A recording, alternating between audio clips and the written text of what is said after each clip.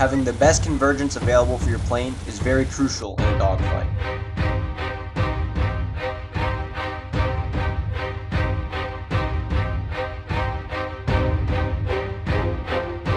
What is up, my broskies? Welcome back to the Brosums channel, and today I'll help you guys understand your convergence distance to know if it's right for you.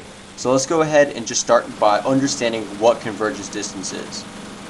So I think this picture here sums it up quite well. So the convergence is set to 800 meters, which means all the rounds will be on target at 800 meters. Now it seems that each barrel has its own convergence set in this picture, but in Wings of Duty, all the barrels are set to the same convergence. But for the purpose of this example, you can see how the convergence allows for all the bullets to be on target at a certain distance. Let's go ahead and take a look at another picture, which is more so relatable to Wings of Duty. So in Wings of Duty, you'll see something more like this, where all the rounds will meet at a certain point. You can adjust the convergence for different barrels.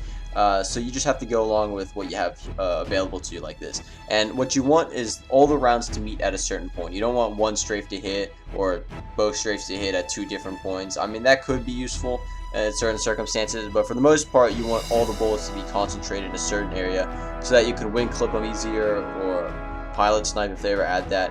So that's basically what you're aiming for. So let's just go ahead and analyze some gameplay and see how it plays out and what convergence distance seems to be the most effective.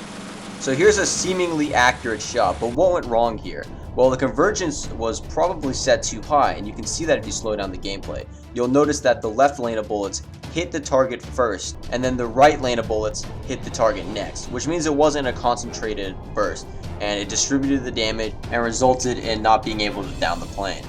And then after tons of turning later, I finally knock his wing off, and the plane just goes flying. And it wasn't a perfect strafe, but it was just enough to get the kill credit, so that's alright. Now we got this 109 we gotta worry about, so let's see what we can do about it.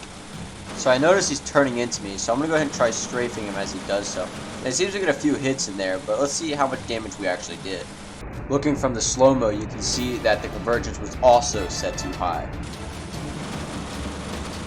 What's interesting about this is that you can see the 109 in between the lines of fire, which means that the convergence is also set too high, and that maybe for turn fighting, you'd want to lower it a bit because it's going to be a much more close quarter. Keep in mind that the convergence is set to 400 meters.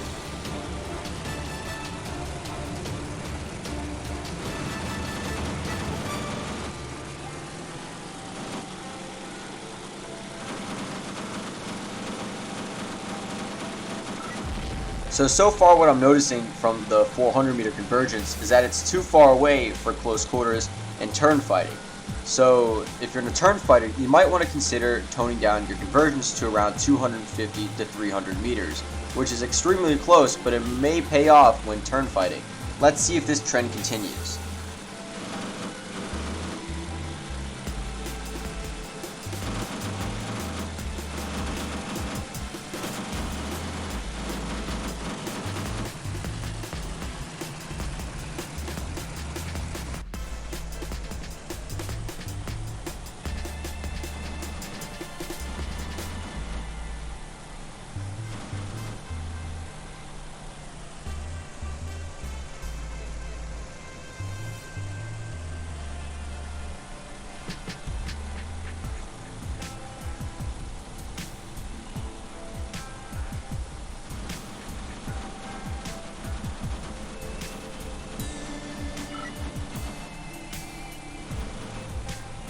Looking from the Spitfire's perspective, you can see that at longer ranges, the 400 meter convergence paid off by allowing to land concentrated, accurate shots.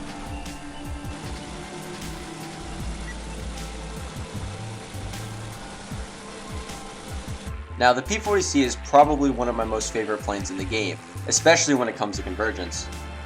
The plane has two nose-mounted 50 cal machine guns, which makes long-range shots possible, along with the 430 cals, allowing for close-range spray and pray action.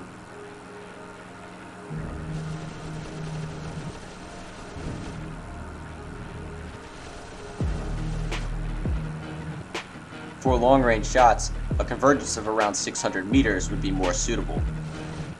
Boom and zoom fighters can especially benefit from setting long-range convergence so that it can pre-fire earlier rather than when it's close range and too late to really get any lead on them.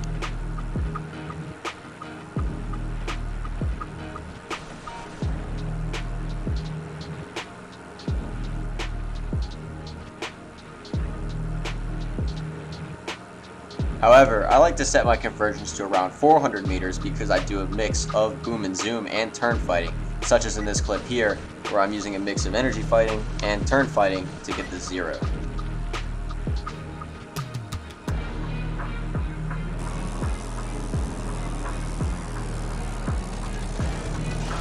Mission failed.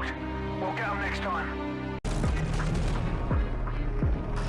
The P39, much like the P40C, also has nose-mounted guns, which makes this especially good at 400 meter convergence because you're able to turn fight with this and B and Z with it. So it's a kind of a good mix between long range and short range, and you always have that cannon, 37mm cannon, for all that long range sniping, especially for bombers or other planes. So 400 meters is probably the way to go with this plane.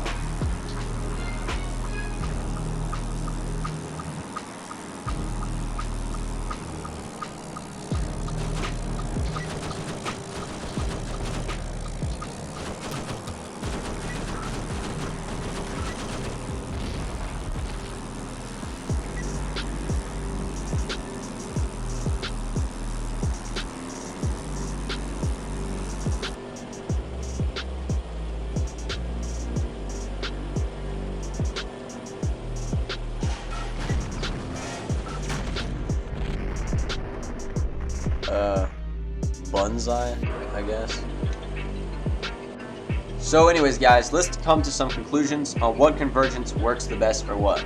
So from what I've been seeing from this footage and just general practice with different convergences in general, I found that I usually prefer to keep mine at 400 meters. And a lot of people ask me why, and personally it's just because it's a good mix between long and close range, even though it's more on the close range side. But generally speaking, for a turn fighter, you want your convergence around 250 to 300 meters out, which I know sounds really close, but unless you're planning on taking like long-range sniper shots, you really don't need it much higher than that. And because you're turn fighting, the chances are the person you're chasing after will be way ahead of you anyways, and it's just going to be a waste of ammo just to try to, chase him down and, snipe him. So you want to have, you want to get him while you're in that turn. So you always want to set the convergence to do maximum damage while you're in that turn, when they're closer than 200 meters maybe, or, no further than 300 meters probably.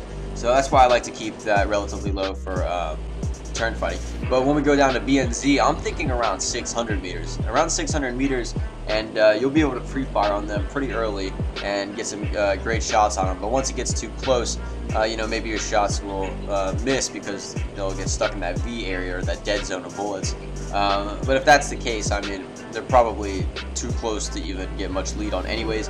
So I find that 600 meters works the best for a lot of B and Z planes. And if you're like some kind of like crazy sniper in the game, set it higher, around 800 maybe or even more. Personally, I do not like parallel because you find that only one stream of bullets will typically hit them, and you don't really want that. You do want a convergence. But you're probably wondering, if I set my convergence to 250 meters for turn fighting, or even 300 meters, how do I hit targets at a range? Well, typically you normally wouldn't want to waste your ammo on something like that because you won't be able to hit them. But you can just look at where the V ends, like where the bullets intersect, and then change path. And all you have to do is aim a little bit more left or more right than usual. And who even knows, it might help you when it comes down to leading, because you'll have two streams of bullets in two different locations. So that could help you with even leading. And it's just up to your personal preference on how you want to do it. But let me know what you guys think about the convergence and what convergence you personally use down in the comments below, because I'm interested to hear it. And that's pretty much it for this video, guys. So if you enjoyed it, leave a thumbs up, subscribe if you're new, and I'll see you guys in the ME262 first look review.